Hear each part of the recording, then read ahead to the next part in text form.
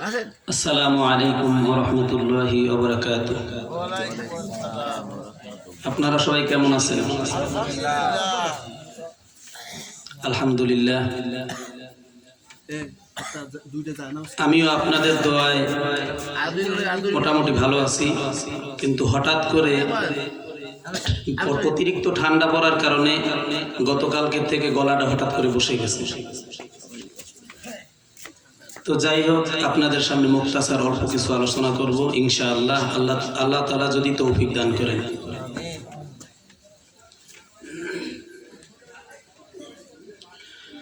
আলহামদুলিল্লাহ আলহামদুলিল্লাহ নাহমাদুহু ওয়া নাস্তাঈনুহু ওয়া নাস্তাগফিরুহু ونعوذ بالله من شرور أنفسنا ومن سيئات أعمالنا من يهده الله فلا مضل له ومن يضلله فلا هادي له ونشهد أن لا إله إلا الله وحده لا شريك له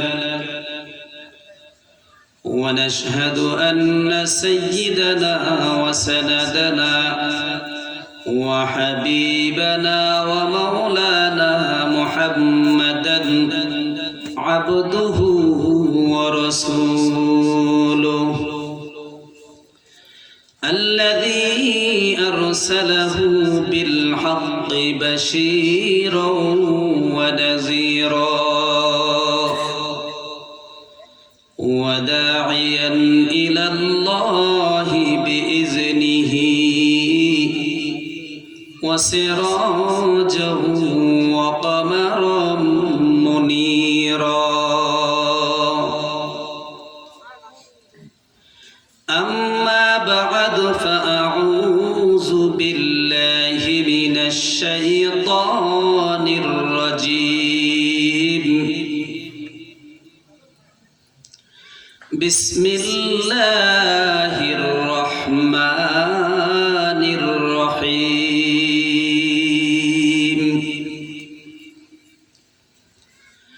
ألم تر كيف فعل ربك بأصحاب الفيل ألم يجعل كيدهم في تضليل وأرسل عليهم طيرا أبابيل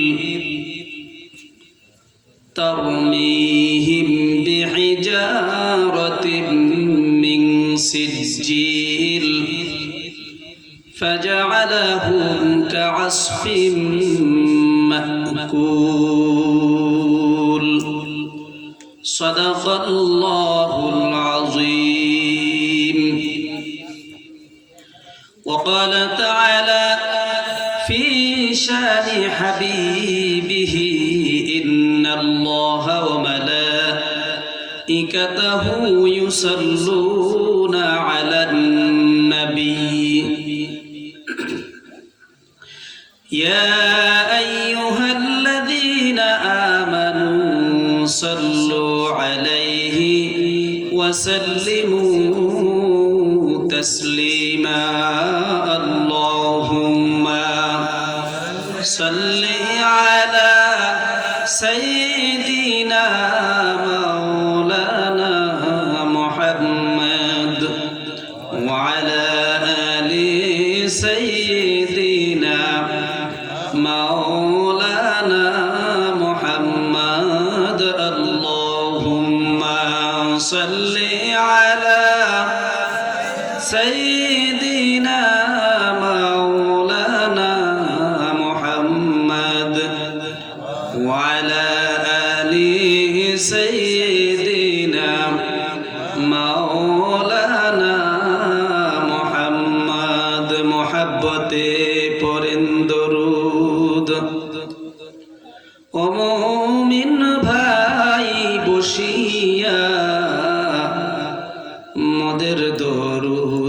শোনেন নবীজি মদিনাতে শুইয়া আল্লাহুম্মা সাল্লি আলা সাইয়্যিদিনা মাওলানা মুহাম্মদ ওয়া আলা আলি সাইয়্যিদিনা মাওলানা মুহাম্মদ বালাগাল উলা বিকামালিহি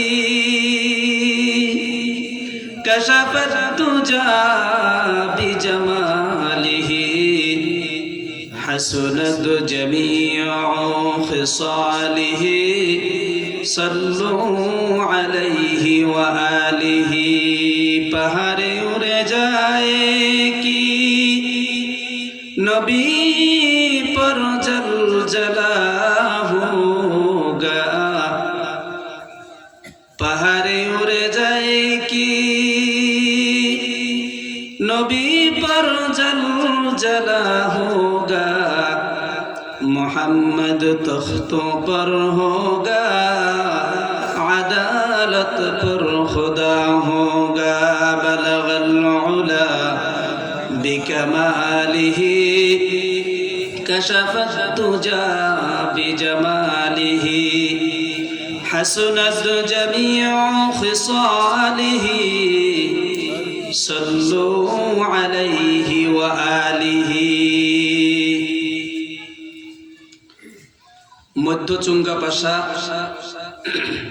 হাওলাদার বাড়ি বাইতুন নূর জামে মসজিদ ও যুব সমাজের উদ্যোগে 2 দিনব্যাপী তাফসিরুল কোরআন মাহফিলের আজকে দ্বিতীয় দিনের সম্মানিত প্রধান আকর্ষণ প্রধান বক্তা জনাব হাফেজ মাওলানা মুফতি মোহাম্মদ সালমান মাহমুদ সাহেব দামাত বরকাতুহুম এবং অত্র মাহফিলের সম্মানিত সভাপতি হযরত মাওলানা বজলুর রহমান মাস্টার সাহেব, উপস্থিত এলাকার গণ্যমান্য ব্যক্তিবর্গ এবং মুরব্বিয়ানে কেরাম, ছোট ছোট কচি বাচ্চারা, সকলের প্রতি আমার আন্তরিক সালাম। আবারও সালাম বলি, আসসালামু আলাইকুম ওয়া রাহমাতুল্লাহি ওয়া বারাকাতুহু।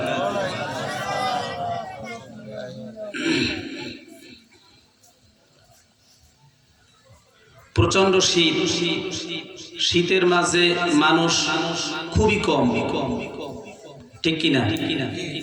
অল্প কয়েকজন মুষ্টিময়, আর আমি হলাম অত্র এলাকার কৃতি সন্তান। আপনারা হয়তো অনেকেই আমাকে চেনেন। হঠাৎ করে গলাটা বসে গেছে, সামান্য কিছু কথা বলবো, আপনারা শুনতে রাজি আছেন তো? আপনারা যদি শোনেন তাইলে অল্প কিছু কথা বলবো আর কি। পবিত্র কালামুল্লাহ শরীফ থেকে অত্যন্ত পরিচিত, সুপরিচিত কোরআন শরীফ যারা পড়তে জানি না, পড়তে পারি না, তারাও এই সূরাটা অন্তত আমরা মনে হয় পড়তে পারি, ঠিক কিনা? সূরা ফিল তেলাওয়াত করেছি, আলাম তারা। কোন সূরা? আলাম তারা সূরা তেলাওয়াত করেছি।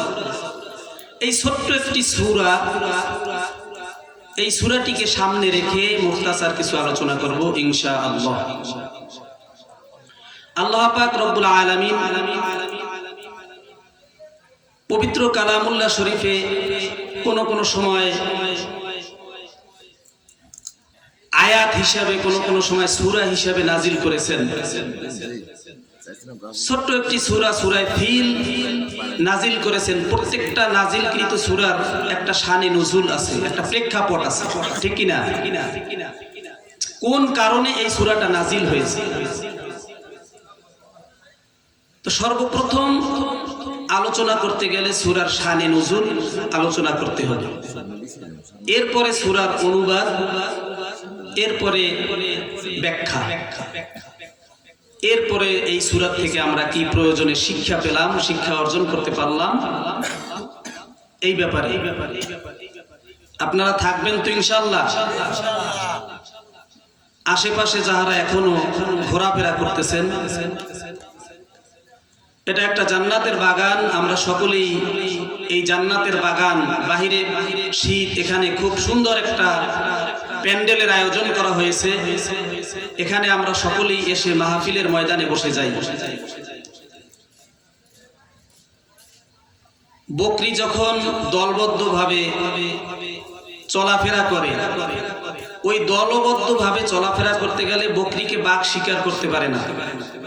বাঘ যখন শিকার করতে যায়, তখন যেই বকরিটা দল থেকে আলাদা হয়ে যায়, বাঘ ওই বকরিটাকেই টার্গেট করে এবং ওই বকরিটাকেই শিকার করে, ঠিক কিনা? তো আমরা এখানে যারা আছি, শয়তান আমাদের উপরে ওরকমের আকৃষ্ট হতে পারবে না ইনশাআল্লাহ। যারা বাহিরে ঘোরাফেরা করতেছে তাদেরকে শয়তানে খোঁচাইতেছে, তোরা মাহফিলের প্যান্ডেলের ভিতরে যাইস না। কেন? এখানে আসলে আমাদের যদি সওয়াব নাও হয়, নেকি যদি নাও হয়, আমরা ধরে নিলাম নেকি হবে না, যদি নাও হয় কিন্তু গুনাহ তো হবে না ইনশাআল্লাহ, হবে নাকি? কোন গুনাহের এখানে কাজ আছে? কিন্তু আমরা যখন বাহিরে ঘোরাফেরা করব, শয়তানে ওয়াসওয়াসা দিয়া আমাদের অন্তরের ভিতরে গুনাহের কাজ করানোর জন্য ব্যস্ত থাকবে। অবশ্যই এটা জান্নাতের বাগান। এখানে আমরা যতক্ষণ পর্যন্ত বসে থাকবো, আলোচনা করব, আলোচনা শুনবো, আসমান থেকে সকিনা নামক রহমত এখানে নাজিল হইতে থাকে। বলি সুবহানাল্লাহ। এখানে বসে আপনারা মাঝে মধ্যে এই যেমন সুবহানাল্লাহ বললেন, মাঝে মধ্যে সুবহানাল্লাহ বলবেন, আশ্চর্যজনক বিষয় শুনলে সুবহানাল্লাহ বলবেন, মাঝে মাঝে আলহামদুলিল্লাহ বলবেন, মাঝে মাঝে আল্লাহু আকবার বলবেন। এই ছোট্ট ছোট্ট বাক্যগুলো নিয়ে কত নেকি আমরা দেখতে পাই না। আমরা কি দেখি কত নেকি হয়েছে? আমরা দেখি না। কিন্তু এর নেকির সমপরিমাণ যদি আমরা ওজন করতে পারতাম, অনুধাবন করতে পারতাম, এর নেকি কতটা আমরা যদি দেখতে পারতাম, আমরা সব সময়ের জন্য এই তাসবির প্রতি দুনিয়াতে লেগেই থাকতাম। সুবহানাল্লাহ। কোন বান্দা যদি একবার সুবহানাল্লাহ বলে, একবার আলহামদুলিল্লাহ বলে, একবার আল্লাহু আকবার বলে, হাদিস শরীফে আসছে তামাম পৃথিবীর মধ্যে যত ফাঁকা জায়গা আছে, এই ফাঁকা জায়গাগুলি আসমান থেকে নিয়ে জমিন পর্যন্ত যতটা ফাঁকা জায়গা আছে, এর অর্ধেক পরিমাণের জায়গা একবার সুবহানাল্লাহ বলার কারণে অর্ধেক পরিমাণের জায়গা নেকিতে পরিপূর্ণ হয়ে যায়। বলি সুবহানাল্লাহ। একবার আলহামদুলিল্লাহ বলবো, বাকি আসমানের যতটা ফাঁকা জায়গা আছে সমস্ত ফাঁকা জায়গাগুলি নেকির দ্বারা পরিপূর্ণ হয়ে যায়। বলি সুবহানাল্লাহ। তো এখানে বসলে কতটা লাভ আমার। যাই হোক, পবিত্র কালামুল্লাহ শরীফ থেকে সর্বপ্রথম সূরা ফিল তেলাওয়াত করেছি। এই সূরাটি নাজিল হওয়ার কারণ, শানে নুজুল হলো আরবের একেবারে শেষ প্রান্তে, একেবারে শেষ সীমান্তে ছোট্ট একটি দেশ আছে, ইয়েমেন। কি নাম? একটু কথা বলবেন, আলোচনা করতে ভালো লাগবে ইনশাআল্লাহ। একটা দেশ আছে, কি দেশ? দেশটার নাম কি? ইয়েমেন। আফ্রিকার শেষ প্রান্তে, আরবের কাছাকাছি বর্ডারের সীমান্তে আরেকটা দেশ আছে, সেই দেশটার নাম হলো আবিসিনিয়া। কি নাম? আবিসিনিয়া। আরবের শেষ প্রান্তে হলো ইয়েমেন, আর আফ্রিকার শেষ প্রান্তে হলো আবিসিনিয়া। এই দুইটা দেশ। আবিসিনিয়া হলো ইয়েমেন থেকে 6 গুণ বড়। কয় গুণ বড়? আবিসিনিয়া হলো 6 গুণ বড়, ইয়েমেন হলো আবিসিনিয়ার থেকে 6 গুণ ছোট।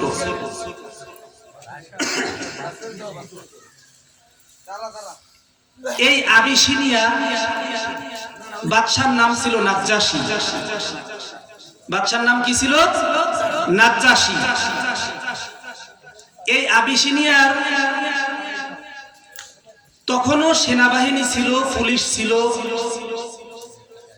আর ইয়েমেনের তখন সামান্য কিছু পুলিশ আনসার দিয়ে দেশ চালাইতো, সেনাবাহিনী ছিল না। ভারত এবং বাংলাদেশের বর্ডার যেমন মাঝখানে পাশাপাশি, এরকমের পাশাপাশি ছিল। আবিসিনিয়ার প্রধান সেনাপতি যিনি ছিলেন তার নাম ছিল আরিয়াদ। কি নাম ছিল? আরিয়াদ। এবং পরবর্তী সেনাপতি যিনি ছিলেন তার নাম ছিল আব্রাহা। কি নাম ছিল? আমরা হয়তো অনেকেই ঘটনা শুনছি, অনেকেই জানি, আবার অনেকে জানি না। তো ভালোভাবে আমরা শুনবো ইনশাআল্লাহ। আমি অতটা সুর দিয়ে বয়ানও করতে পারবো না, কারণ গলাটা ভেঙে গেছে, সুর উঠবে না। সামান্য কিছু কথা বলবো এলাকার মানুষ, আমরা এই কথার দ্বারা যেন উপকৃত হতে পারি, এই কথাকে যেন আমল করতে পারি। আল্লাহ পাক রব্বুল আলামিন সেই তৌফিক দান করে, সকলে বলি আমিন। আমিও যেন আমল করতে পারি, আপনারাও যেন আমল করতে পারেন। তো যাই হোক, এই আবিসিনিয়ার বাদশা নাজ্জাশী ছিলেন একটু শৌখিন ক্লাসে। তিনি একদিন হঠাৎ রাজপ্রাসাদে বসে খানাদানার আয়োজন চলতেছে, সেখানে বসে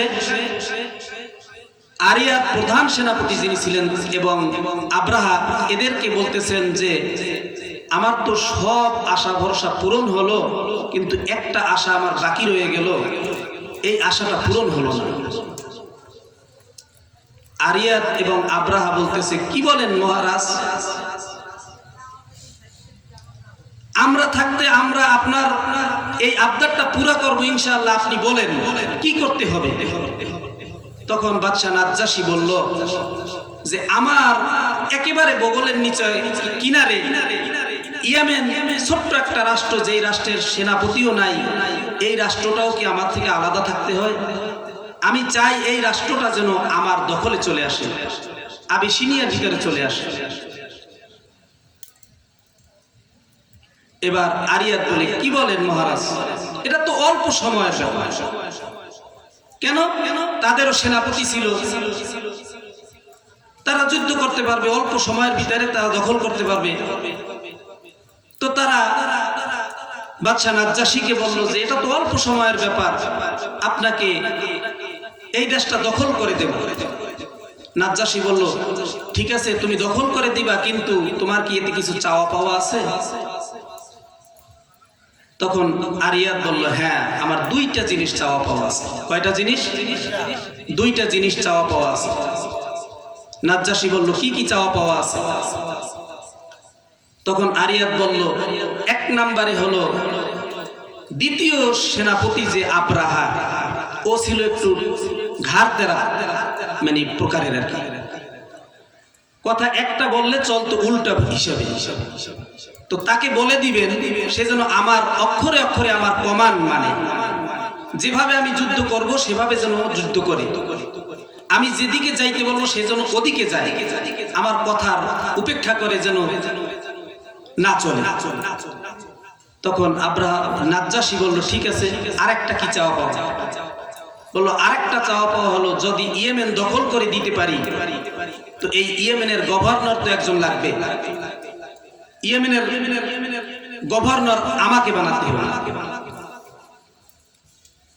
তখন নাজ্জাশী বলল, ঠিক আছে যাও, তোমাকে কথা দিলাম, তোমাকে ইয়েমেনের গভর্নর বানিয়ে দেব। এবার আরিয়াদ বাদশা নাজ্জাশী আব্রাহাকে ডেকে বলল যে আরিয়াদ যেভাবে পরিচালনা করবে যুদ্ধ, তুমি তার কথা মতন চলবে, আরিয়াদ যেদিকে যেতে বলবে তুমি সেই দিকে যাবে। এবার যুদ্ধ শুরু হয়ে গেল, ইয়েমেনের সাথে যুদ্ধ শুরু হয়ে গেল। অল্প কিছুক্ষণের ভিতরেই ইয়েমেন দখল হয়ে গেল আবিসিনিয়ার অঙ্গরাজ্য হিসেবে। তখন আরিয়াদ আব্রাহা ফুলের তোড়া নিয়ে বাদশা নাজ্জাশীর কাছে আসলো এবং বাদশা নাজ্জাশীর কাছে এসে বলল যে বাদশা নামদার, আমরা ইয়েমেনকে দখল করে ফেলেছি, এখন আপনার কথা মতো আমাকে ইয়েমেনের গভর্নর হিসেবে নিযুক্ত করেন। তখন আব্রাহা বলল, এই যে যুদ্ধের একটা কারণ তৈরি হচ্ছে। এবার আব্রাহা বলল, কি বললেন? বলছে আরিয়াতকে গভর্নর হিসেবে বানাতে হবে। তখন আব্রাহা বলল মানি না। কিনা মানে না।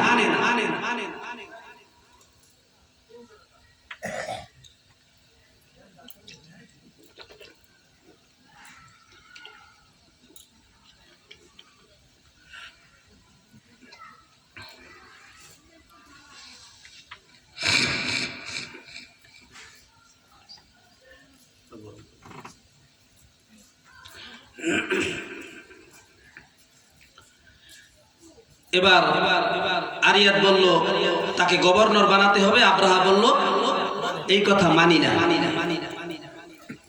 কেন মানো না? নাজ্জাশী বাদশা নাজ্জাশী বলতেছে কেন মানো না? স্যার, যুদ্ধ করেছি আমি, দেশ দখল করেছি আমি, সে শুধু ঘোরাফেরা করছে, সে যুদ্ধ করে নাই। যুদ্ধ করছি আমি, আমাকে গভর্নর বানাইতে হবে। তখন আরিয়াত বলছে না, আমাকেই গভর্নর বানাইতে হবে। এবার আব্রাহা বলছে যে না। নাজ্জাশী বলতেছে যে আরিয়াত যুদ্ধ নাকি করছে? আব্রাহা বলছে ও তো আগেই ঘাটতার, আমি বলছিলাম, আমি যাইতে বলছি একদিক, ও গেছে আর একদিক, যে কোনো প্রকারের যুদ্ধ করে দেশ দখল করা হয়েছে। তো সে তো বলতেছে যে এখন তাকে গভর্নর বানাইতে হবে। এবার আব্রাহা বলতেছে ঠিক আছে স্যার, আপনি যদি না আমাকে গভর্নর না বানান, তাইলে আমাদের দুইজনের ভিতরে যুদ্ধ লাগাই দেন, যে জিতবে তাকে গভর্নর বানাবেন। তো এবার দুইজনকে একটা মাঠের মধ্যে, বিশাল একটা মাঠের মধ্যে দুইজনকে যুদ্ধ লাগাই দেওয়া হলো। আরিয়াত এক প্রান্তে বসে যুদ্ধ গুলি করতেছে, আব্রাহা ফিরে ফেলতেছে।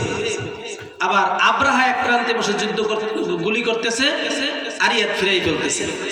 এইভাবে গুলি করতে করতে করতে করতে এক পর্যায়ে আব্রাহার গুলি গিয়ে আরিয়াদের মাথার উড়িয়ে দিল খুলি। আরিয়াত স্পট ডেড, মারা গেল ওখানে। এবার আব্রাহা বলতেছে বাদশা, তাকে তো আমি শেষ করে দিয়েছি, এবার আমাকে গভর্নর বানান। আরিয়াত বলল, নাজ্জাশী বলল ঠিক আছে, এবার তো তুমি গভর্নর, কারণ আরিয়াত তো আর নাই। তো এখন কি করতে হবে?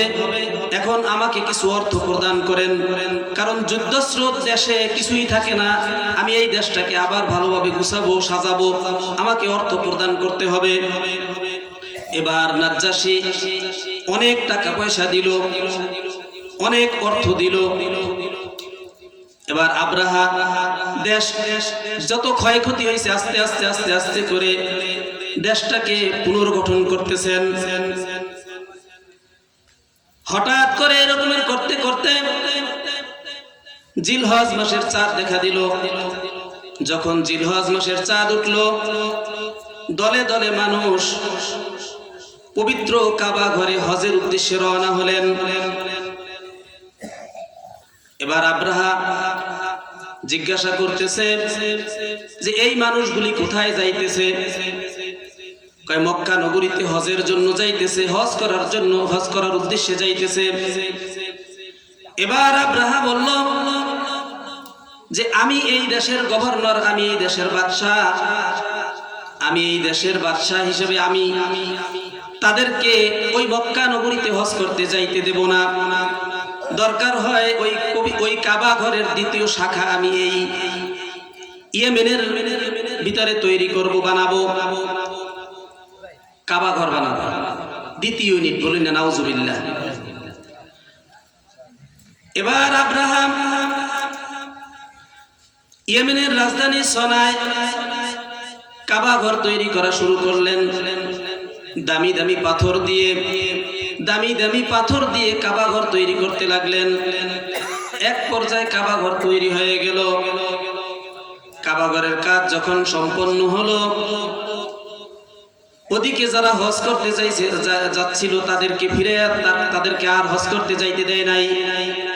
তারা মনের দুঃখে, এমনিতেই তো তাদের দুঃখ, কারণ তাদের দেশে যুদ্ধ হয়েছে, তারা তো আবিসিনিয়ার বিপক্ষে ছিল। তারা হযরত ঈসা আলাইহিস সালাতু ওয়াস সালামের উম্মত ছিল, তারা ঈমানদার ছিল, তারা আব্রাহার প্রতি আক্রোশ, তাদের মনে অত্যন্ত ব্যথা, অত্যন্ত কষ্ট, কারণ তারা হজ করতে যাইতে পারলো না। এদিকে আব্রাহা কাবা ঘর তৈরি করা শুরু করলেন। শুরু করতে করতে তৈরি করতে করতে এক পর্যায়ে কাবা ঘর তৈরি হয়ে গেল, দ্বিতীয় শাখা তৈরি হয়ে গেল। কাবা ঘরের মতন আরেকটা ঘর বানাইলেন।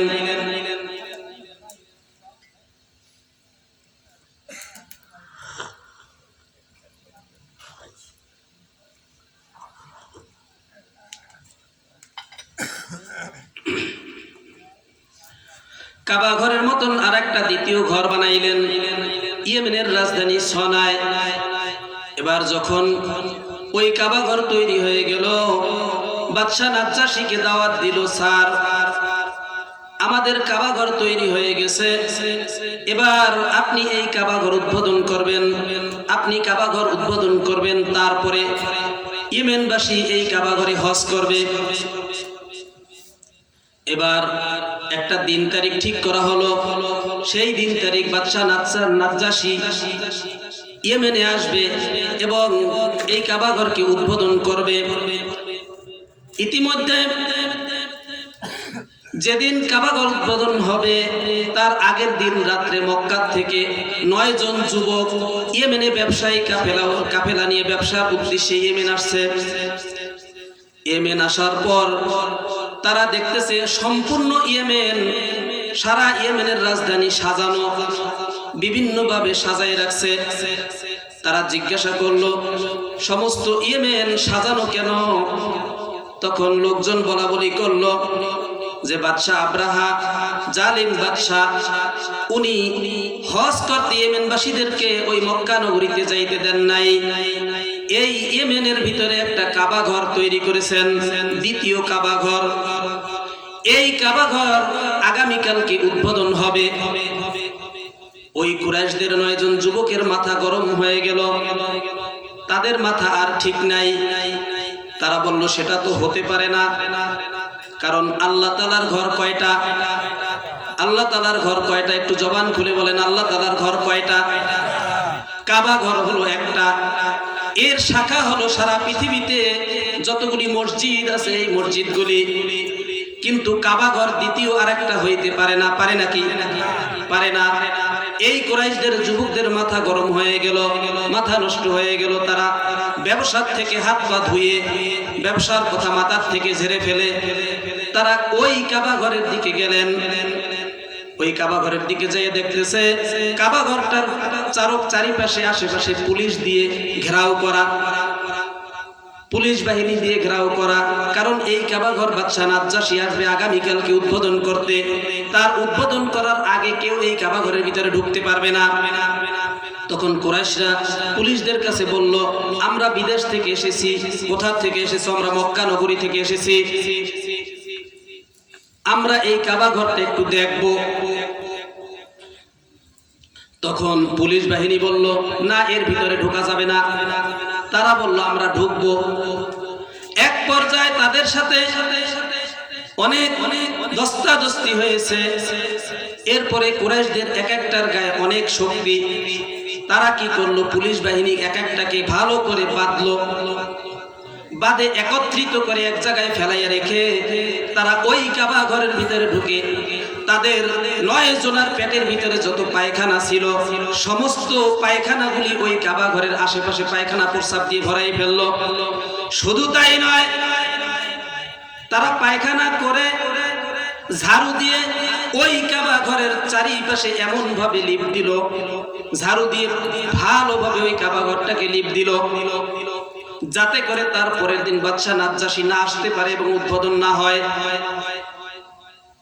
এই খবর তারা ভালোভাবে এই কাজটা করে মক্কার দিকে চলে গেল। ওই রাত্রি মক্কায় চলে গেল। পরের দিন লোকজন দেখতেছে পুলিশের হাত বাঁধা, পা বাঁধা। ব্যাপার কি? তখন পুলিশের হাত পা ছুটাইতেছে, বলতেছে কি হয়েছে? তখন বলতেছে মক্কা থেকে 9 জন কুরাইশ যুবক এসেছিল, তারা আমাদেরকে বেঁধে রেখে আমাদেরকে আবদ্ধ করে তারা এই কাজ করেছে।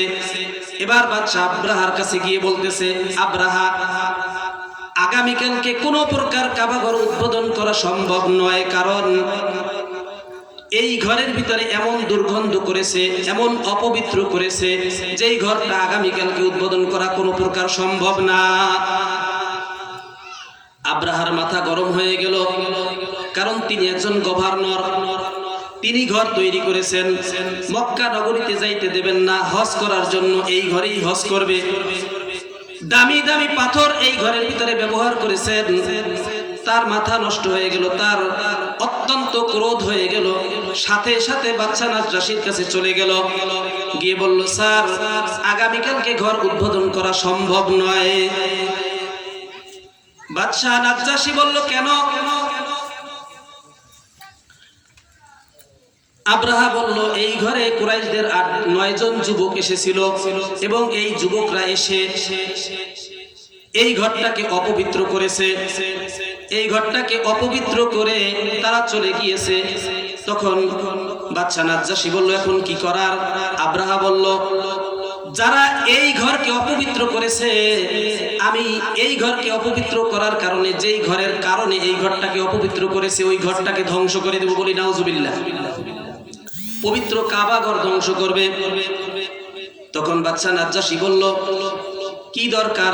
বলতেছে, আমাকে সৈন্য দিতে হবে এবং হাতি দিতে হবে। 12,000 সৈন্য দিলেন বাদশা নাজ্জাশী, 12,000 সৈন্য দিলেন এবং 10টা হাতি দিলেন। কয়টা হাতি? 10টা হাতি দিলেন। যাও, তুমি এই নিয়ে যুদ্ধে রওনা হয়ে যাও। বাদশা আব্রাহা এবার 12,000 সৈন্য নিয়ে এই 10টা হাতি নিয়ে রওনা হলেন মক্কার দিকে।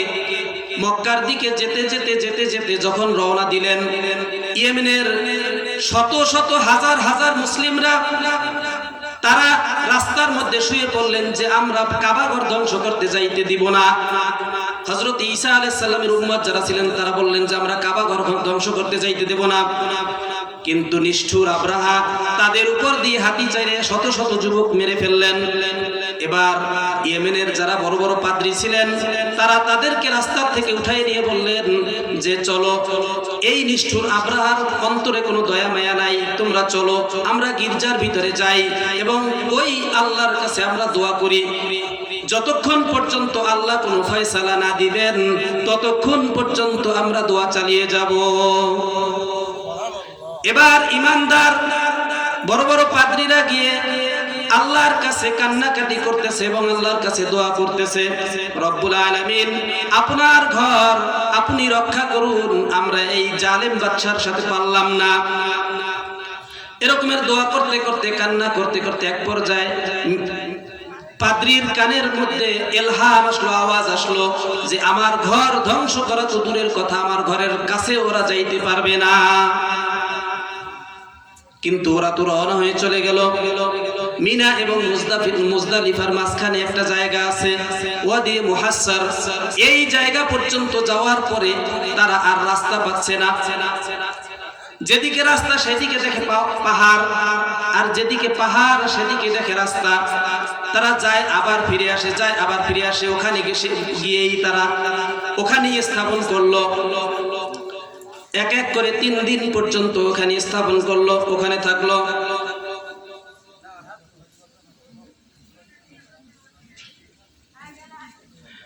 এরপরে ওই ইয়েমেন খ্রিস্টানদের ইয়েমেন পাদ্রী যিনি ছিলেন তিনি বললেন যে একজন ব্যক্তিকে বললেন, যাও তুমি মক্কায় চলে যাও এবং জাবালে কুবাইস নামক একটা পাহাড় আছে, এই পাহাড়ের একটা উপরে একটা গুহা আছে, এই গুহার ভিতরে গিয়ে অবস্থান করো। এই গুহার ভিতরে গিয়ে যখন অবস্থান করলেন তিনি দেখার জন্য যে আব্রাহার ওই হস্তি বাহিনীকে আল্লাহ তাআলা কিভাবে ধ্বংস করেন। কারণ তাদের ইয়াকিন ছিল আল্লাহ তাআলা যেহেতু বলেছেন তাদেরকে ধ্বংস করে দিবেন, নিশ্চয়ই নিশ্চয়ই আল্লাহ তাআলা তাদেরকে ধ্বংস করে দিবেন। এই জন্য সে আগে ভাগে গিয়ে 2 দিন আগে ওখানে 3 দিন অবস্থান করছেন। এবার ওখানে যখন অবস্থান করেছেন কাবা ঘরের মুতাওয়াল্লি ছিলেন আব্দুল মুত্তালিব। আব্দুল মুত্তালিবের কানে যখন চলে গেল, তারা ওখানে গিয়ে, আব্দুল মুত্তালিব অনেক প্রভাবশালী লোক ছিলেন। সংক্ষিপ্তভাবে বলতেছি, সময় অনেক কম, মাত্র 10 মিনিট সময় আছে। তো যখন আব্দুল মুত্তালিব যখন শুনলেন যে কাবা ঘর ভাঙ্গার জন্য হস্তি বাহিনী নিয়ে আব্রাহা আসছে, আব্দুল মুত্তালিব ওই কাবা ঘরের গিলাফ ধরে কাবা ঘরের পাশে গিয়ে আল্লাহর কাছে কান্নাকাটি করতেছে, রব্বুল আলামিন আপনার পবিত্র ঘর আপনি রক্ষা করেন, কারণ আপনার পবিত্র ঘর যদি ওরা ধ্বংস করে তাইলে এই দেশের মানুষ বলবে আল্লাহ পাক রব্বুল আলামিন বলতে কিছু নাই, এই জন্য আপনার ঘর আপনি রক্ষা করুন। এইভাবে কান্নাকাটি করতেছে, আল্লাহর কাছে দোয়া করতেছে। হঠাৎ করে ইলহাম আসলো আব্দুল মুত্তালিবের কাছে যে কাবা ঘর ধ্বংস করতে তারা পারবে না। যাই হোক, এবার হস্তি বাহিনী কিভাবে ধ্বংস হয় দেখুন। আল্লাহ পাক রব্বুল আলামিন আসমান থেকে ওই আরবের ওই সাগরের প্রান্ত থেকে এক ঝাঁক পাখি প্রেরণ করলেন। এই সূরার অনুবাদ হলো আলাম তারা কাইফা ফাআলা রাব্বুকা বিআসহাবিল ফিল। আল্লাহ পাক রব্বুল আলামিন বললেন যে আপনি কি দেখেননি, তার প্রিয় হাবিবকে বলতেছেন আলাম তারা আপনি কি দেখেননি। যখন এই ঘটনা ঘটলো তখন আমাদের প্রিয় নবী হুজুরে পাক সাল্লাল্লাহু আলাইহি সাল্লাম মায়ের গর্ভে ছিলেন। আমাদের নবী হুজুরে পাক সাল্লাল্লাহু আলাইহি সাল্লামের জন্মের 50 দিন পূর্বে এই ঘটনা ঘটেছিল, কিন্তু নবীজি সাল্লাল্লাহু আলাইহি সাল্লামের 50 বছর বয়সে গিয়ে এই সূরাটি নাজিল হলো। তখন আল্লাহ পাক রব্বুল আলামিন বলতেছে আলাম তারা আপনি কি দেখেননি, কাইফা ফাআলা কিভাবে আমি ধ্বংস করেছি হস্তিবাসী, কাইফা ফাআলা রাব্বুকা বিআসহাবিল ফিল আপনার রব কিভাবে ওই হস্তি বাহিনীকে ধ্বংস করেছেন, আপনি কি দেখেননি। কেন এই কথা বললো আপনি কি দেখেননি। আল্লাহ পাক রব্বুল আলামিন বলতে পারতেন আলাম তাসমা আপনি কি শোনেননি, কিন্তু আল্লাহ পাক রব্বুল আলামিন কেন বললেন যে আপনি কি দেখেননি, এর অনেকগুলো তাফসীর আছে। যাই হোক, বিস্তারিত বলা সম্ভব না। আল্লাহ পাক রব্বুল আলামিন বললেন আলাম তারা আপনি কি দেখেননি, কারণ হলো আমাদের অনেক দিন পূর্বে 1971 সালে দেশ স্বাধীন হয়েছিল, কিন্তু এই দেশ স্বাধীন যে হয়েছিল আমরা মুরব্বীদের মুখে এমন ভাবে শুনেছি মনে হয় যেন আমরা দেখেছি, ঠিক কিনা। অনেক মানুষ মনে হয় যেন আমরা দেখেছি, এমন আলোচিত ব্যাপারটা। এই আব্রাহার এই ফিলের ধ্বংসের এই কাবাঘর রক্ষার্থে এই যে ফিল হস্তি বাহিনী যে ধ্বংস হয়েছিল এটা আরবে তৎকালীন প্রত্যেকের মুখে মুখে ছিল। এজন্য আল্লাহ পাক রব্বুল আলামিন বললেন আলাম তারা আপনি কি দেখেননি। এর আরেকটা তাফসীর রাসূল পাক সাল্লাল্লাহু আলাইহি সাল্লামের সাহাবী হযরতে আবু বকর সিদ্দিক রাদিয়াল্লাহু তাআলা তার কন্যা ছিলেন হযরতে আসমা রাদিয়াল্লাহু তাআলা আনহা। হযরতে আসমা রাদিয়াল্লাহু তাআলা আনহার বাড়িতে একদিন, 2 দিন, 3 দিন এরকম প্রতিদিন করে একজন ভিক্ষুক ভিক্ষা নিতে আসতো। প্রতিদিন একজন ভিক্ষুক ভিক্ষা নিতে আসতো। ওই ভিক্ষুক ছিল আরবের মতন দেখা যায় না, আরবের লোকের মতন দেখা যায় না, দেখা যায় আফ্রিকার লোকের মতন। একটা চোখ কানা, একটা হাত ভাঙা, একটা পা বাঁকা। একদিন হঠাৎ আসমা রাদিয়াল্লাহু তাআলা আনহু জিজ্ঞাসা করলেন চাচা আপনি তো অন্য কোথাও যেতে পারেন, প্রতিদিন আপনি আমাদের বাড়িতে ভিক্ষা নিতে আসেন, কারণ কি। তখন ওই মুরব্বী লোক হাউমাউ করে কেঁদে দিলেন এবং বললেন এই কথার উত্তর আমি তোমাকে দেব না, তোমার বাবা আসুক তাকে দিব। হযরতে আসমা রাদিয়াল্লাহু তাআলা আনহু বললেন যে ঠিক আছে, আমার বাবা মসজিদে নামাজ পড়তে গেছে, আসুক। হযরতে আবু বকর সিদ্দিক রাদিয়াল্লাহু তাআলা আনহু যখন বাড়িতে আসলেন, তারপর হযরতে আসমা রাদিয়াল্লাহু তাআলা আনহু বলতেছেন যে আব্বাজান এই চাচাকে বসায় রাখছি কারণ ইনি প্রতিদিন আমাদের বাড়িতে ভিক্ষা নিতে আসে। আবু বকর সিদ্দিক রাদিয়াল্লাহু তাআলা আনহু বললেন যে প্রতিদিন ভিক্ষা নিতে আসলে প্রতিদিন ভিক্ষা দিবা, কারণ আমার রাসূল বলেছেন ভিক্ষুককে কখনো ফিরাইয়া দিবা না। হযরতে আসমা রাদিয়াল্লাহু তাআলা বলতেছেন যে সেই কথা না, উনি আরবের লোকের মতন দেখা যায় না, তার কথাও ভালোভাবে বোঝা যায় না, তাকে আফ্রিকার লোকের মতন দেখা যায়। আমি জিজ্ঞাসা করার পরে তিনি বলতেছেন আমি এই কথা তোমার কাছে বলবো না, তোমার বাবার কাছে বলবো। হযরতে আবু বকর সিদ্দিক রাদিয়াল্লাহু তাআলা আনহু বলতেছেন বলেন চাচা আমার কাছে বলেন। তখন ওই লোকটা বলতেছে আমি তোমার কাছে বলতে পারি, কিন্তু তুমি আমাকে নিয়ে চলো রাসূলের দরবারে, আমি রাসূল সাল্লাল্লাহু আলাইহি সাল্লামের কাছে এই কথাটা বলবো। তখন হযরতে আবু বকর সিদ্দিক রাদিয়াল্লাহু তাআলা আনহু ওই মুরব্বিকে নিয়ে রাসূল সাল্লাল্লাহু আলাইহি সাল্লামের দরবারে যান। রাসূল সাল্লাল্লাহু আলাইহি সাল্লামের দরবারে গিয়ে এই ঘটনার বর্ণনা করার পরে তিনি বললেন যে চাচা কি খবর বলেন। তখন ওই ব্যক্তি বলতেছে আপনি যদি আমাকে পরিপূর্ণ নিরাপত্তা দেন তাইলে আমি এই ঘটনার বর্ণনা করব। তখন রাসূল পাক সাল্লাল্লাহু আলাইহি ওয়াসাল্লাম বললেন যে ঠিক আছে তুমি বলো। তখন ওই চাচা বলতেছেন যে আমি এই আব্রাহা জালেম বাদশা যে এই যুদ্ধের জন্য আসছিল, কাবা ঘর ধ্বংসের জন্য আসছিল, এই কাবা ঘর ধ্বংসের জন্য আসার যেই 10টা হাতি ছিল, ওই 10টা হাতির ভিতরে প্রধান যেই হাতিটা ছিল, বড় যেই হাতিটা ছিল, যেই হাতিটা সব থেকে সামনে চলছে, ওই হাতির ড্রাইভার ছিলাম আমি। কি ছিল? ড্রাইভার ছিলাম আমি। যখন আমার এই কাবা ঘর ধ্বংস করার উদ্দেশ্য আমার ছিল না, কিন্তু আমি সরকারি চাকরি করতাম। এই জন্য যখন আমি শুনতে পেলাম কাবা ঘর ধ্বংস করা হবে, তখন আমি আল্লাহর কাছে ফরিয়াদ করলাম, মাবুদ গো, আপনার ঘর ধ্বংসের উদ্দেশ্যে আমি আসি নাই, আমাকে এই বাদশা নিয়ে আসছে। আপনার ঘর ধ্বংস অবশ্যই করতে পারবে না, এই বাহিনী ধ্বংস হয়ে যাবে। তো আল্লাহ পাক রব্বুল আলামিনের কাছে তিনি ফরিয়াদ করতেছেন, মাবুদ গো তুমি আমাকে বাঁচাও, আমাকে রক্ষা করো। এইভাবে তিনি কান্নাকাটি করতেছিলেন, দোয়া করতেছিলেন। এক পর্যায়ে তার দোয়াটা আল্লাহ পাক রব্বুল আলামিন কবুল করলেন এবং এই হস্তি বাহিনীর পরে যখন আবাবিল পাখি নাজিল হলো, আবাবিল পাখি নাজিল হওয়ার পরে ওই লোকটার হাতে পায়ে এরকমের ওই পাথরের আঘাত লাগছে। ফেরেশতারা ওনাকে নিয়ে জাবালে আবি কুবাইস নামক পাহাড়ের এক কর্নারে নিয়ে ওনাকে রাখলো। উনি এই ঘটনার বর্ণনা দিচ্ছেন। তখন রাসূল পাক সাল্লাল্লাহু আলাইহি সাল্লামের আর বুঝতে বাকি রইলেন না যে আল্লাহ পাক রব্বুল আলামিন তাকে কেন বলেছিলেন আলাম তারা, আপনি কি দেখেন নাই? আপনি কি দেখেন নাই? এই কথা আল্লাহ পাক রব্বুল আলামিন আমার রাসূলকে কেন বলেছিলেন, এই কথা তার আর বুঝতে বাকি রইল না। তো যাই হোক, আলাম তারা কাইফা ফাআলা রাব্বুকা বিআসহাবিল ফিল, হে নবী আপনি কি দেখেন নাই আল্লাহ পাক রব্বুল আলামিন আপনার রব হস্তি বাহিনীর সাথে কি ব্যবহারটা করেছেন? আলাম ইয়াজআল কাইদাহুম ফি তাদলিল, আল্লাহ পাক রব্বুল আলামিন তাদের চক্রান্তকে কি নস্যাৎ করে দেন নাই? তাদের চক্রান্ত কি আল্লাহ পাক রব্বুল আলামিন ধ্বংস করে দেন নাই? ওয়া আরসালা আলাইহিম তায়রান আবাবিল, আল্লাহ পাক রব্বুল আলামিন নাজিল করেছেন ঝাঁকে ঝাঁকে পাখি। কি নাজিল করেছেন? ঝাঁকে ঝাঁকে পাখি নাজিল করেছেন। এই পাখিগুলার ঠোঁটটা ছিল লাল, দুইটা পায়ের তালু ছিল লাল।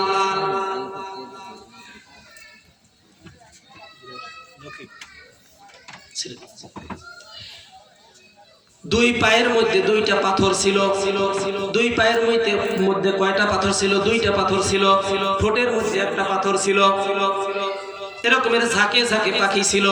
এই পাথরগুলা কোথায় তৈরি হয়েছে? এই পাথরগুলা আরবের কোনো পাথর ছিল না। এই পাথরগুলো আলাদাভাবে আল্লাহ পাক রব্বুল আলামিন এই পাথরগুলি তৈরি করেছেন। এই পাথরের এক পাশে ছিল ওই পাখির নাম, আর এক পাশে ছিল যাকে ধ্বংস করা হবে তার নাম।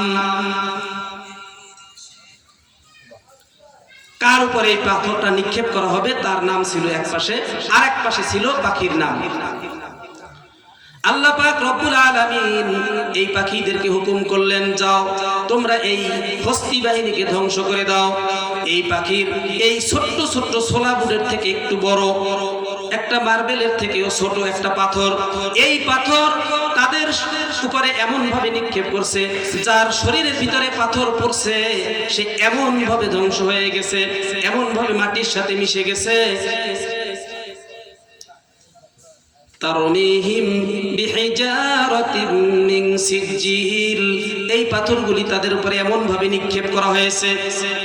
ফাজআলাহুম কাআসফিন মাকুল, কাআসফিন মাকুলের ব্যাখ্যা হলো এই পাথরগুলি যাদের উপরে পড়েছে তারা মাটির সাথে এমন ভাবে কর্তৃত ঘাসের মতন, গরুতে যেমন আমাদের দেশে গরু আছে, গরুতে যেমন ঘাস খাওয়ার পরে খের কুটা খাওয়ার পরে আবার মুখের ভিতরে নিয়ে চাবাইতে এক পর্যায়ে রস খেয়ে যখন সাবাগুলি থাকে ধুলা ধুলা হয়ে যায়, এই সাবাগুলি যখন মাটিতে পড়ে যায় ভুসির মতন হয়ে যায়, এই সাবার মতন এই ভুসির মতন একেবারে পাউডারের মতন আল্লাহ পাক রব্বুল আলামিন এই বাহিনীকে করে দিয়েছেন। সুবহানাল্লাহ। আল্লাহ পাক রব্বুল আলামিন পাখি দ্বারা এই জালেম বাদশাকে, এই জালেম বাহিনীকে এই পাখি দ্বারা আল্লাহ পাক রব্বুল আলামিন ধ্বংস করে দিয়েছেন। আল্লাহ পাক রব্বুল আলামিন ইচ্ছা করলে যে কোনো মুহূর্তে যে কোনো সময় সব কিছু করতে পারেন, এটা আমাদের ধারণা রাখা উচিত এবং এটা আমাদের বিশ্বাস করতে হবে যে আল্লাহ পাক রব্বুল আলামিন কোনো বাদশাকে চিরস্থায়ী রাখেন না, কোনো বাদশাকে আল্লাহ পাক রব্বুল আলামিন স্থায়িত্ব দান করেন না। আল্লাহ পাক রব্বুল আলামিন যখন ইচ্ছা তখন যা কিছু ইচ্ছা তাই করতে পারেন, এটা আমাদের ইয়াকিন রাখতে হবে। আমি সংক্ষিপ্তভাবে আলোচনা এখানেই সমাপ্তি ঘটাইলাম। ওয়া আখিরু দাওয়ানা আনিল হামদুলিল্লাহি রাব্বিল আলামিন। আমাদের অতিথি এসে বসে আছে, আমি যতটুকু সময় আলোচনা করলাম আমি মনে করি যে হয়তো বেয়াদবি হয়ে গেছে, কিন্তু যাই হোক আল্লাহ পাক রব্বুল আলামিন আমাদের এই কথার উপরে সকলকে আমল করার তৌফিক দান করুন। সকলে বলি আমিন। ওয়া আখিরু দাওয়ানা আনিল হামদুলিল্লাহি রাব্বিল আলামিন। আসসালামু আলাইকুম ওয়া রাহমাতুল্লাহি ওয়া বারাকাতুহু। আলহামদুলিল্লাহ, শুকুর আলহামদুলিল্লাহ। হযরত হাফেজ হযরত মাওলানা মামুনুর রশিদ খুব সুন্দর তাফসীর পেশ করছেন। আমরা এ বিষয়ে আমল করার চেষ্টা করব ইনশাআল্লাহ। এবারে আপনাদের সম্মুখে আজকের বিশেষ অতিথি, আজকের দিনের বিশেষ অতিথি হযরত মাওলানা শেখ আব্দুর রাজ্জাক, হযরত মাওলানা শেখ আব্দুর রাজ্জাক শাহজুং তাফসীর কুরআন দাখিল মাদ্রাসা আল্লামা সাউদি ফাউন্ডেশন পিরোজপুর, হুজুরকে তার মূল্যবান তাফসীর পেশ করার অনুরোধ করছি।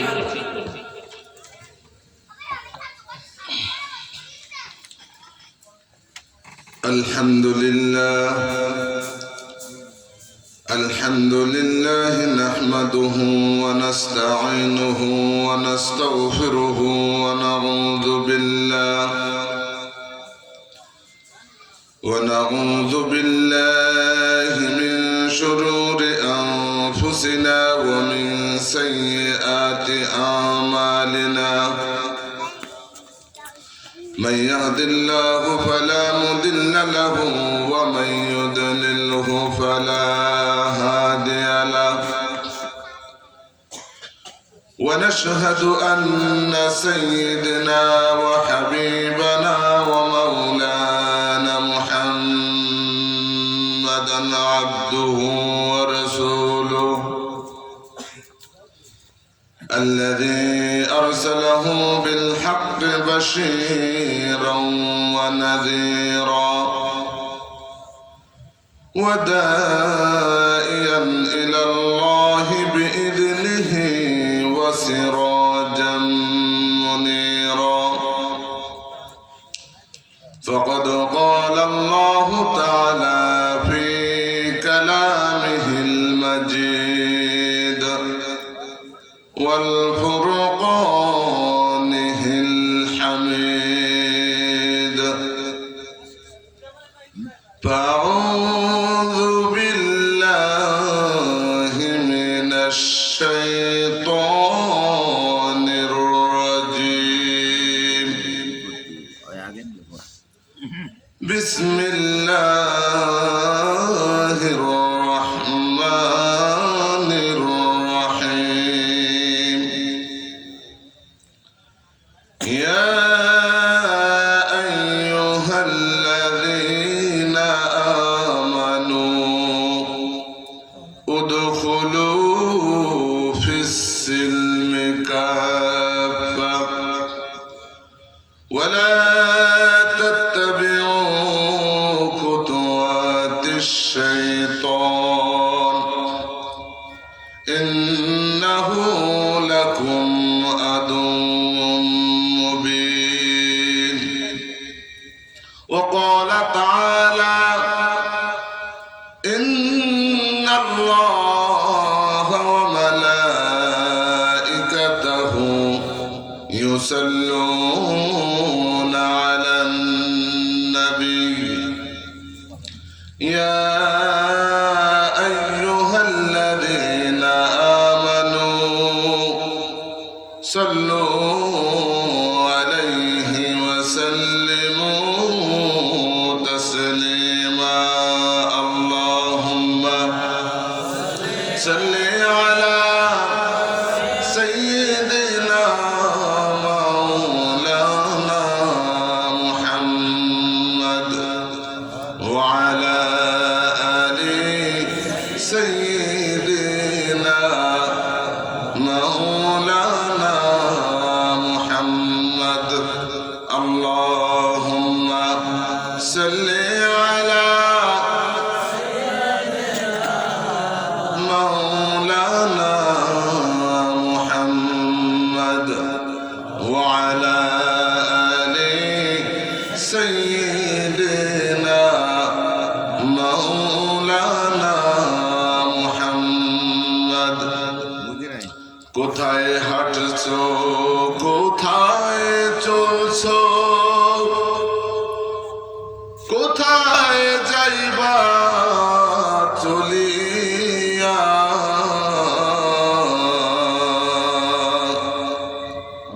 এই দুনিয়ার মায়ায় বন্ধু যাইও না তা ভুলিয়া আল্লাহুম্মা